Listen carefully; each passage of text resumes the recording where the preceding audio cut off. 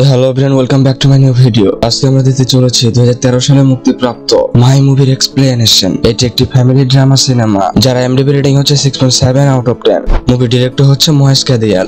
পৃথিবীতে সব ভালোবাসার ঊর্ধ্বে হচ্ছে মায়ের ভালোবাসা, কিন্তু সেই মাকে কিনা আমরা শেষ বয়সে বৃদ্ধাশ্রমে পাঠাতে চাই। ছেলের কাছে মা যখন বোঝা হয়ে ওঠে তখন সে মায়ের জীবনটা যে কতটা কষ্টে কাটে তা আমরা এই মুভিতে দেখতে পারবো। তো চলুন কথা না বাড়িয়ে শুরু করা যাক আজকের মুভি এক্সপ্লেনেশন।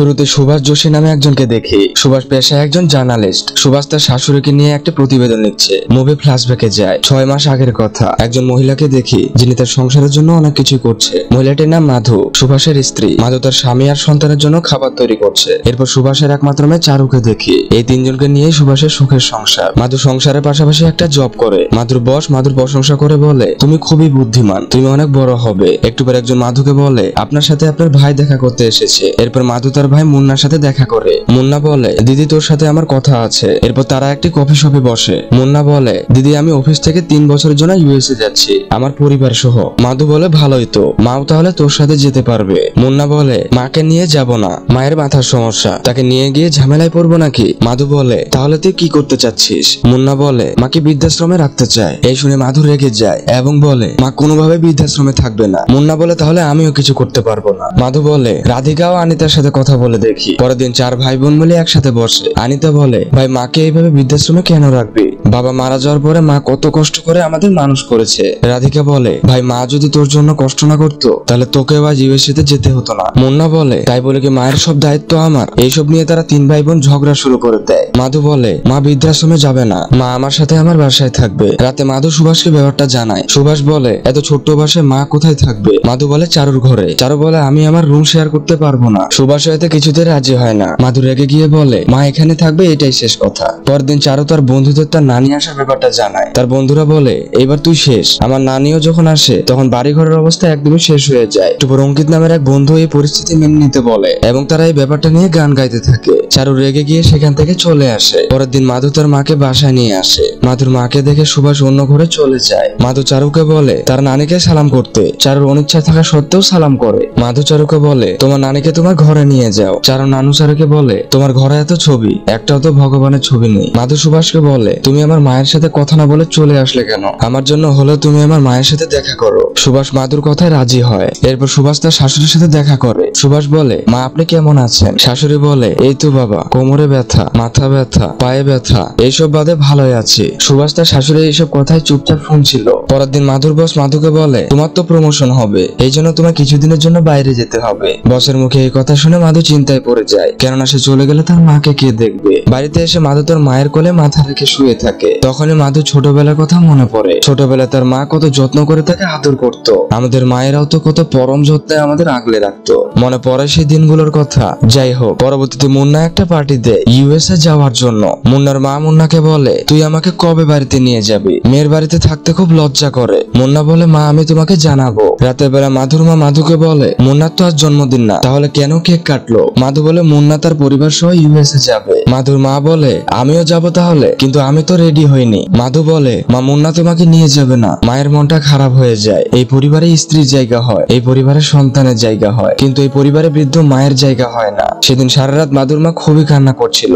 এই ব্যাপারটা মাধু দেখে, কিন্তু মাধুর কিছু করার ছিল না। পরের দিন মাধুর মা রান্নাঘর থেকে একটা কাপ নিজের সাথে নেয় এবং সেটা একটা ব্যাগে ঢুকায়। মাধু তার মাকে বলে, মা তুমি এমন কেন করছো? কিন্তু মাধুর মা বলে, কই আমি তো কিছু করি নাই। মানে এইসব কিছুই মাধুর মা ভুলে গেছে। মাধু সুভাষকে বলে, মাকে ডাক্তারের কাছে নিয়ে যেতে হবে। সুভাষ রেগে গিয়ে বলে, তোমার মায়ের এসব ঝামেলার মধ্যে আমি নেই। রাতে যখন তারা খাচ্ছিল মাধুর মা তার খাবার নিয়ে চলে যায়। একটু পর মাধুর মা আবারও খেতে আসে। মাধু বলে, মা তুমি তো আগেই খেলে। মাধুর মা বলে, কই আমি তো খাইনি। এই শুনে সুভাষ বলে, মানুষ শুনলে কি বলবে যে আমি আমার শাশুড়িকে খেতে দেই না। পরবর্তীতে মাধু তার মাকে নিয়ে নিউরোলজিস্টের কাছে আসে। ডাক্তার মাধুর মায়ের সাথে কথা বলে। মাধু বলে, আমার মায়ের কেমন অবস্থা? ডাক্তার বলে, বলে আপনার মায়ের অ্যালজাইমার্স রোগ হয়েছে, এই রোগে আপনার মা ফোর্থ স্টেপে আছে, আমি কিছু ওষুধ দিচ্ছি, পরবর্তীতে আবারও আসবেন। পরের দিন মাধু তার ছোট বোন আনিতার বাড়িতে আসে। মাধু তার মাকে রাখার কথা বলতে এসেছিল, কিন্তু আনিতার ছোট্ট এই বাড়িতে অনেক মানুষই থাকে, তাই মাধু আর তার মাকে রাখার কথা বলতে পারে না। এরপর মাধু তার আরেক বোন রাধিকাকে ফোন করে এবং বলে তুই কি মাকে তোর কাছে রাখবি? ফোনের ওপাশ থেকে রাধিকা বলে দিদি আমরা তো সুইজারল্যান্ড ঘুরতে যাচ্ছি, মাকে কোথায় রাখবো? রাতে মাধু বাড়িতে ফিরলে অনেকে মাধুকে সারপ্রাইজ দেয়। আসলে সুভাষ আজ জার্নালিস্ট অব দ্য ইয়ার হয়েছে, তাই বাড়িতে তার কলিগেরা এসেছে। সুভাষের কলিগেরা বলে আজ একটা পার্টি চাই। সুভাষ বলে ঠিক আছে। তখনই সেখানে মাধুর মা চলে আসে, যে কারণে সুভাষদের পার্টি আর হয় না। এই ঘটনায় সুভাষ খুবই রেগেছিল। সুভাষ মাধুকে বলে আমি আর এভাবে থাকতে পারছি না, তোমার মাকে এখান থেকে নিয়ে যাও। মাধু বলে মাকে কোথায় রাখবো? আমার মা মানসিক ভাবে খুবই অসুস্থ। মাধু আরো বলে আমার মা এখানে থাকবে, তোমার কোনো সমস্যা হলে তুমি চলে যাও। পরের দিন মাধু তার মাকে ডাক্তারের কাছে নিয়ে যাওয়ার জন্য বের হয়। তখনই সেখানে সুভাষ গাড়ি নিয়ে আসে। আসলে সুভাষ তার নিজের ভুল বুঝতে পেরেছে। এরপর সুভাষ সহ তিনজনই ডাক্তারের কাছে আসে। ডাক্তার বলে আপনার শাশুড়ির অবস্থা আশঙ্কাজনক, এমনও হতে পারে সে ছাদে চড়েছে, সেটা ওনার মনে থাকবে না, তাই তাকে আপনারা চোখে চোখে রাখবেন। সবাই আসার সময় ট্রাফিকে আটকে ছিল। তখনই তারা মুন্নাকে দেখে, যার কিনা ইউএসএ তে থাকার কথা। মাধুর মা পাগলের মতো তার সন্তানকে ডাকতে থাকে, কিন্তু এই মায়ের ডাক তো সন্তানের কানে পৌঁছায়নি। বাড়িতে মাধুর মা তার সন্তানের জন্য অস্থির হয়ে ওঠে। মাধু তার মাকে শান্ত করার চেষ্টা করছে। কিছুদিন পর সুভাষ আনিতার স্বামীকে বলে মুন্না তো দেশে আছে। সুভাষ আরো বলে তুমি এখনই মুন্নাকে ফোন করো। আনিতার স্বামী মুন্নাকে ফোন করে, কিন্তু মুন্নার ফোন বন্ধ ছিল। এরপর তারা হটলাইন নাম্বার থেকে ফোন করে। এবার মুন্না ফোনটা ধরে। সুভাষ বলে আমি জানি তুমি দেশে আছো, তাই তোমার সাথে দেখা করতে চাই। এরপর তারা তিনজনই দেখা করে। মুন্না বলে আমি যে দেশে আছি সেটা তোমাদের জানাতাম, কিন্তু কাজে ব্যস্ত থাকে সেটা জানানো হয়নি। এই শুনে সুভাষ বলে তোমার তো একটাই ছেলে, এরপর একটা মেয়ে নিও, তাহলে বৃদ্ধ বয়সে কাজে দেবে। এই বলে সুভাষ সেখান থেকে চলে যায়। কিছুদিন পর বাইরে প্রচন্ড রকমের বৃষ্টি হচ্ছিল। মাধুর মা বৃষ্টিতে ভেজার জন্য চারুকে বলে। চারু বলে নানি আমি খুব ব্যস্ত, যেতে পারবো না। এই শুনে মাধুর মা একাই বৃষ্টিতে ভিজতে চলে যায়। একটু পর মাধু তার মাকে খুঁজতে থাকে, এমনকি চারুকেও বলে, কিন্তু মাধু তার মাকে খুঁজে পায় না। এরপর সুভাষ সহ বাইরেও খুঁজতে থাকে, কিন্তু তাতে কোনো লাভ হয় না। রাতে মাধু তার মায়ের কথা ভাবছিল, তখনই তার ডাক্তারের কথা মনে পড়ে। ডাক্তার বলেছিল আপনার মা ছাদে গেলেও ফেরার রাস্তা মনে করতে পারবে না। তখনই মাধু ছাদে গিয়ে দেখে তার মা এখনো বৃষ্টিতে ভিজছে। সুভাষ তার শাশুড়িকে কোলে নিয়ে আসে। পরের দিন ডাক্তার আসে এবং বলে বৃষ্টিতে ভেজার ফলে এনার নিউমোনিয়া হয়েছে। এর কিছুদিন পর মাধু সুভাষকে বলে আমি চাকরিটা ছেড়ে দেব,